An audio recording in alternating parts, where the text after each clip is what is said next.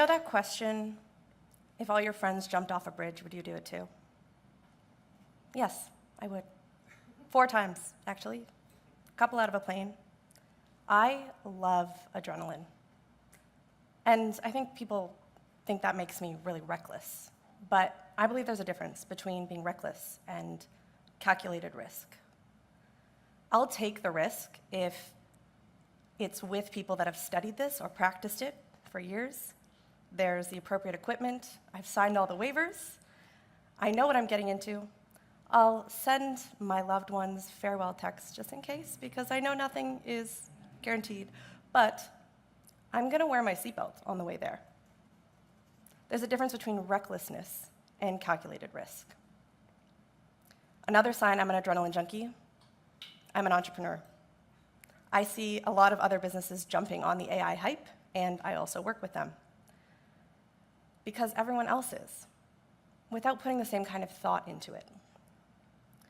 Working in innovation strategy for the past decade, I've worked across any industry you can think of, from mental health care to transportation to commerce, and they all have 2 things in common. They all have ideas, and they all have hippos. And by that, I mean the highest paid person's opinion. We all have hippos in life. Some of them are our bosses, executives, investors, and businesses, but they can also be anyone who feels more powerful than you, or whose opinion seems to have more weight than yours. I have a story about a hippo. It's 2020, Wednesday, 6:30 p.m. It's the first week of lockdown. Nobody has any idea what's happening. We all know that outside is dangerous and we're stuck inside. I get a call from a hippo, and he says, I have an idea. Go on. There's this thing that Google and Apple are trying to do, but we're going to do it first. We? Me? This team? He says, yes, I want you to lead it. I'm stoked. We set up a team, we start buying testing devices, we are paying contractors, we're building, we're testing, we're designing, we're iterating. The president keeps shouting out this project. I'm winning awards for this work. The only problem is nobody wants it. And they definitely don't want it from us. The product? Contact tracing. For employees to return to work for the bank so that it doesn't lose any more money. And the way that we were going about it, contact tracing, probably not our business. But I didn't ask the right questions. I was just so excited by the clout. We were solving the wrong problem of how might we basically stop losing money in the wrong way with a contact tracing app. And in innovation spaces, you get this culture of move fast and break things. So we stop asking why. We just keep moving. There's no time to stop and think. We wanted to get there first. We wanted to have our names in lights. We didn't ask the right questions, even though most of us knew better. We're not alone either. Up to 95% of innovations fail annually. And the reason is that they're not solving real problems. Large businesses can afford a misstep, but startups can't. 92% of startups actually fold within the first 3 years for the same reason. They are taking a solution and trying to find a problem to shove it in. When it's AI, it has less than 20% success rate. So you might be wondering, if we keep solving the problems in the wrong ways, how do we start solving them in the right ways? I'll tell you another story about another hippo. Say another hippo comes along and says, I want you to build me a boat. Here's $1 million to build me a boat. I could say, thank you so much for the $1 million, Mr. Hippo. I'm going to build you that boat. What color would you like the boat to be? How many bathrooms would you like in the boat? I'll build you that shiny boat. He'll give him what he wants, and he will be off to sea in his shiny new boat. But we could also try something different. When he comes up and says, I want you to build me a boat, what if I ask why? And he says, well, to get to the other side. Perhaps the right solution is actually a bridge. Maybe my friends and I can jump off it. But if we ask again, we find out the reason he wants to get to the other side is actually to deliver a message. So perhaps the right solution would have been a postal service all along. Are we the right ones to build that? At the end of the day, if Mr. Hippo just wants to send a message, maybe all he really needs is a SIM card. This is not the kind of project that you win awards for, but it is the right way to solve a problem. The original idea had nothing to do with the actual need. The moment that we fall in love with a solution, curiosity dies. Many businesses come to a problem today and say, I have the solution, it's AI, it's a boat. But they're not thinking critically, and they're not asking questions. We forget that the invention of a ship is also the invention of a shipwreck. A needless solution creates needless consequences. A boat that didn't need to exist is causing pollution, is wasting money and time. Needless technology is also causing a lot of societal harms that a new idea may not need to add to. We'll come back to this. We don't need more ideas or more AI chatbots. We need better priorities.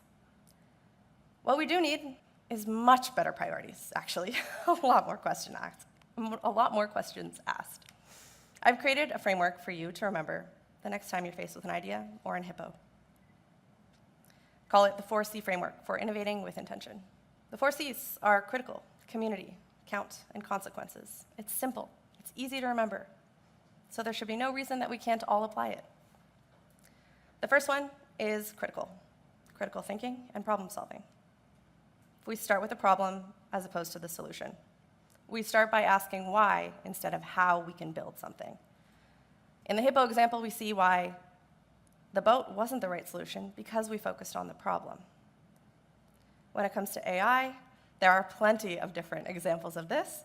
Instead of how can we use AI, asking what problem are we trying to solve? The next one is community for collaboration and co-design. That means working with as opposed to for the community. You don't get to decide someone else's experience or their needs. When it comes to the boat, if we were to build Mr. Hippo's boat, he would need to dock it. Where is that going to happen? Whose labor goes into building the dock? Who does it impact when a dock is there? What does the foot traffic do to that community? With AI, the dock is a data center, and the community is the town whose water is being polluted and drained.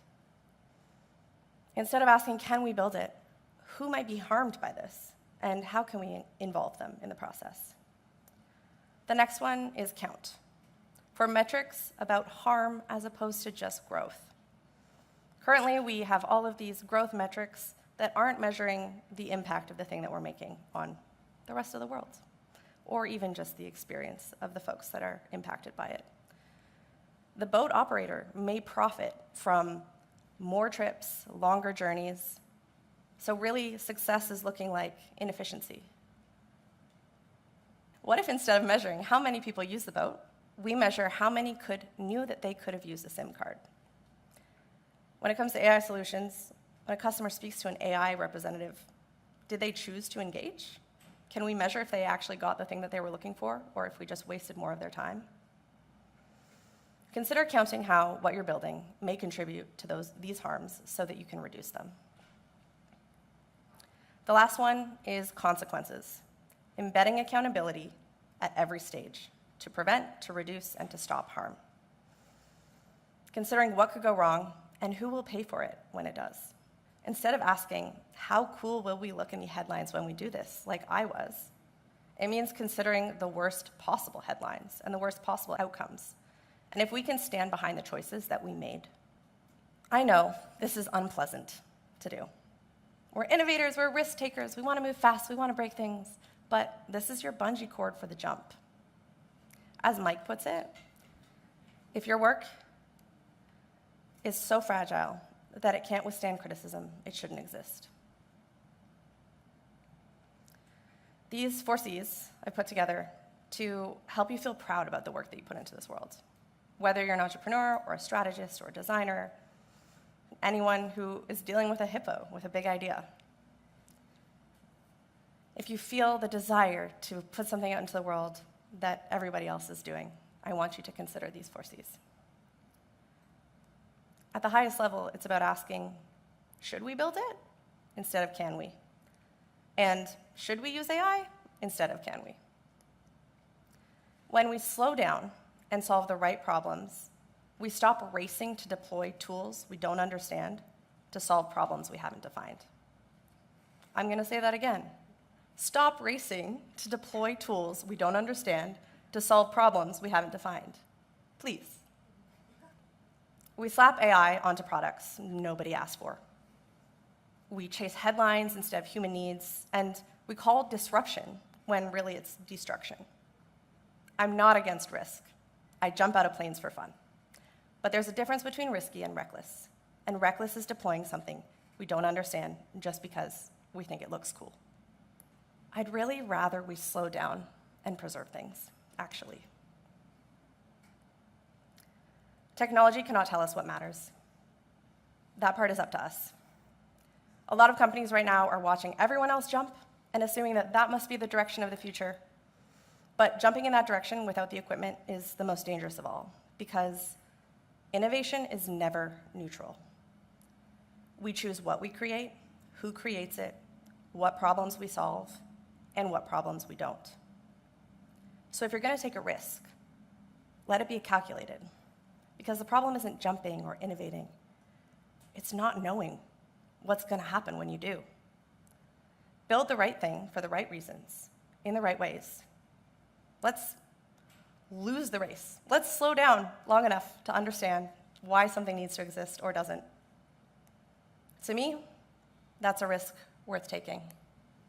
Thank you.